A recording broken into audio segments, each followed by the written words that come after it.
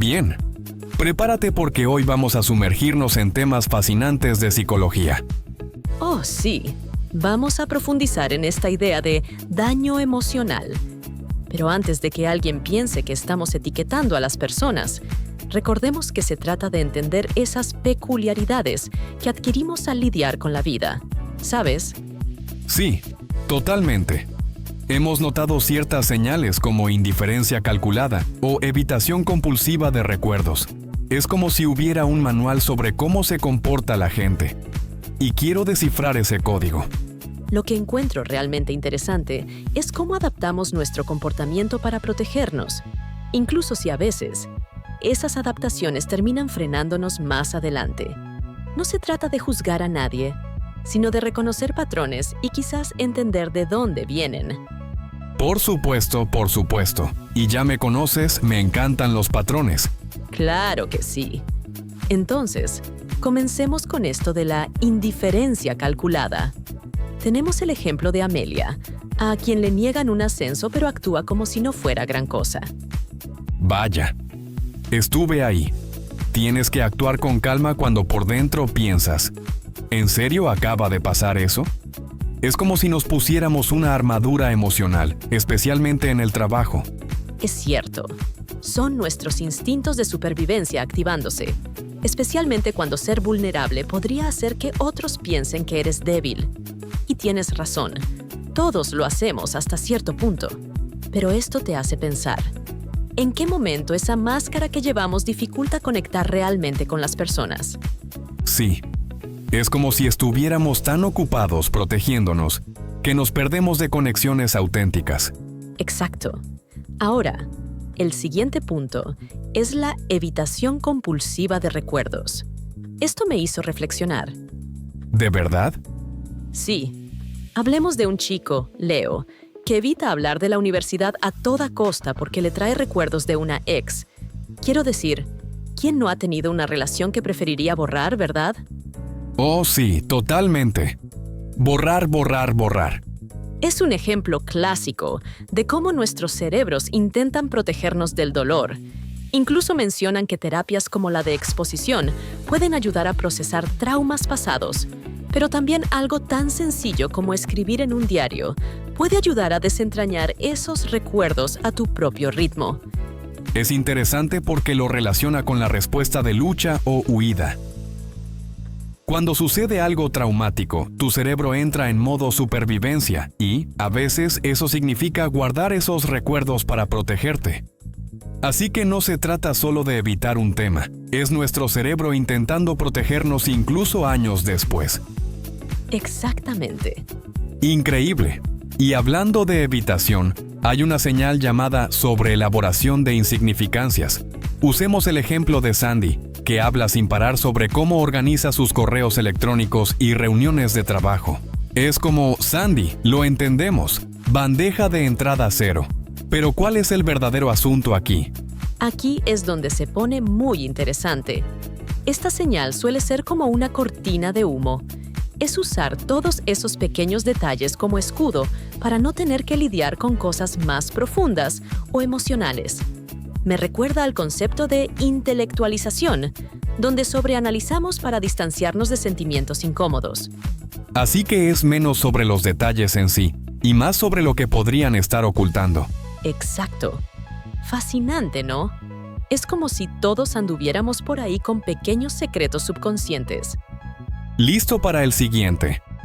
Dale. Se llama patrones de sueño fragmentados. Mencionemos a Max, que tiene sueños muy vívidos, pero desordenados, siempre buscando algo que nunca encuentra. Es como profundo, una metáfora de la vida o algo así. Esa es la maravilla de este punto. Conecta las alteraciones del sueño con nuestro subconsciente, intentando resolver cosas. Nuestros cerebros son increíbles. Incluso cuando dormimos, están procesando emociones y experiencias. Es como si nuestros sueños fueran mini películas que nuestro cerebro crea para lidiar con nuestras cosas. Exacto. Te dan ganas de asomarte a tu subconsciente, ¿verdad? Totalmente. Sigamos adelante. Veamos cómo estos patrones emocionales aparecen en nuestra vida social. mencionan algo llamado eco social. Interesante. El ejemplo es June, que es como un camaleón social, cambiando sus opiniones según con quién esté.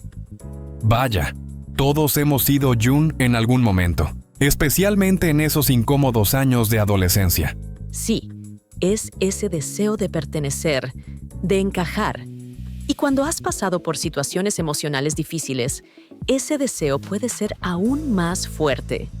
Esto suele venir de la inseguridad, del miedo a ser uno mismo por temor al juicio o rechazo.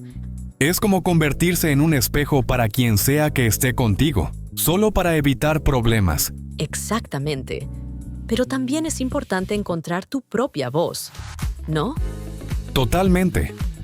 Se trata de construir autoestima, ser asertivo, porque al final, la conexión real, el verdadero sentido de pertenencia, viene de presentarte tal como eres, aunque a veces de miedo. Es aceptar tus peculiaridades y confiar en que las personas adecuadas te entenderán. Sé tú mismo. Exacto. Y hablando de encontrar comodidad, mencionan algo llamado precisión en la rutina. El ejemplo es Carlos, que se altera si su día súper planificado se desordena aunque sea un poco. Me identifico con esto, no voy a mentir. Las rutinas son lo mío. Pero, ¿cuándo pasa de gustarte la rutina a causarte angustia emocional? ¿Dónde está la línea? El ejemplo de Carlos muestra cómo la rutina puede convertirse en una fuente de seguridad y control, especialmente después de haber pasado por algo emocionalmente difícil. Es como crear orden cuando todo lo demás se siente caótico. Exacto. Puede ser muy reconfortante para alguien que está sufriendo. Tiene sentido. Si tus emociones están por todos lados, controlar un poco tu mundo te hace sentir más estable. Exactamente. Pero, y es un gran pero, hay que encontrar un equilibrio. La estructura es buena, pero también hay que ser flexible. Se trata de recuperarse cuando la vida te lanza una curva, porque siempre lo hará. Totalmente. La vida nunca va según lo planeado. Y hablando de cosas que no salen según lo previsto, esta siguiente señal me llegó. Se llama percepción propia diferida. El ejemplo es Lizzie, que siempre necesita que sus compañeros de trabajo le digan que está haciendo un buen trabajo. Vaya, como si no confiara en su propio juicio. Sí, he estado ahí, especialmente en un trabajo nuevo o en proyectos creativos donde el feedback es muy subjetivo. Es fácil caer en esa trampa de necesitar validación de otros. Es muy cierto. Esto suele venir de sentirse insuficiente, de creer que no eres digno. Se remonta a ese equipaje emocional que afecta nuestra autoestima. Esos eventos pasados pueden hacerte dudar de ti mismo, así que buscas que otros llenen ese vacío. Exactamente. Muestra lo conectadas que están todas estas señales. Absolutamente. Por eso es importante trabajar en la autoestima, practicar el diálogo interno positivo, enfocarse en lo que haces bien. Se trata de construir esa confianza desde adentro, no basándote en lo que otros piensan. Me encanta. Tienes que ser tu fan número 1. Ahora, esta siguiente señal es muy relevante hoy en día, con todos conectados todo el tiempo. Se llama hipervigilancia en la privacidad. Usan el ejemplo de Amir, que es súper reservado sobre su vida personal en el trabajo, siempre con la puerta de su oficina cerrada. Tiene sentido. Es importante recordar que necesitar toda esa privacidad puede venir de haber sido herido en el pasado. Quizá alguien rompió su confianza o se sintió violado de alguna forma. Así que construye muros para protegerse. Exacto. Pero también hablan de lo importante que es la conexión. Sí.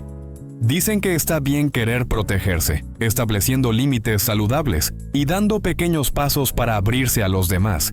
Es encontrar ese punto medio entre protegerte y permitirte ser vulnerable. Es un equilibrio difícil. Lo es. ¿Qué más tenemos? Bien. Inversión emocional selectiva. Se trata de compartimentar. Exacto. El ejemplo es Kina, que es muy abierta y expresiva emocionalmente con su grupo de juegos en línea, pero es como una pared con su familia. Interesante. Es como reservar esas emociones profundas para relaciones seguras, donde hay menos en juego o ser vulnerable se siente menos arriesgado. Tiene sentido. La clave es identificar esos miedos subyacentes a acercarse a la gente. Mencionan que la terapia puede ser un buen lugar para abordar esos miedos y aprender formas más saludables de conectar. Sí, porque la verdadera cercanía, ya sea con familia, amigos o en lo romántico, implica bajar la guardia y dejar entrar a las personas. Como dicen, tienes que ser vulnerable para amar y ser amado. Exacto. Ahora, la última señal en este rompecabezas emocional. Adelante. Se llama sustitución crónica. Es este patrón de cambiar de una cosa compulsiva a otra. El ejemplo es Alex, que pasa de fumar a correr maratones y luego a volverse adicto a los videojuegos. ¡Wow! Es como si buscara algo para llenar un vacío, pero nada realmente funciona. Eso es muy perspicaz. Creo que todos hemos sentido eso de buscar algo, incluso si no siempre nos damos cuenta. Y generalmente esos comportamientos se convierten en una forma de evitar lidiar con cosas más profundas, con el dolor emocional. Es como poner una curita en una herida que necesita puntos. Exacto, un arreglo temporal. Lo poderoso es que hay formas de sanar. Me gusta eso. Un kit de herramientas emocionales, como aprender a sentirte mejor de verdad. Exacto. Dejan claro que la sanación es posible. Podemos abordar esas heridas emocionales y desarrollar mejores patrones. Hablan de terapia, tener un buen sistema de apoyo, encontrar mecanismos de afrontamiento saludables que realmente funcionen, atención plena, establecer límites. Muchas cosas buenas. Es mucho, pero también esperanzador. Definitivamente. Esta charla me hizo pensar en todas esas pequeñas cosas que hacemos para seguir adelante. ¿Sí? ¿Qué es lo que más te resonó de todo esto?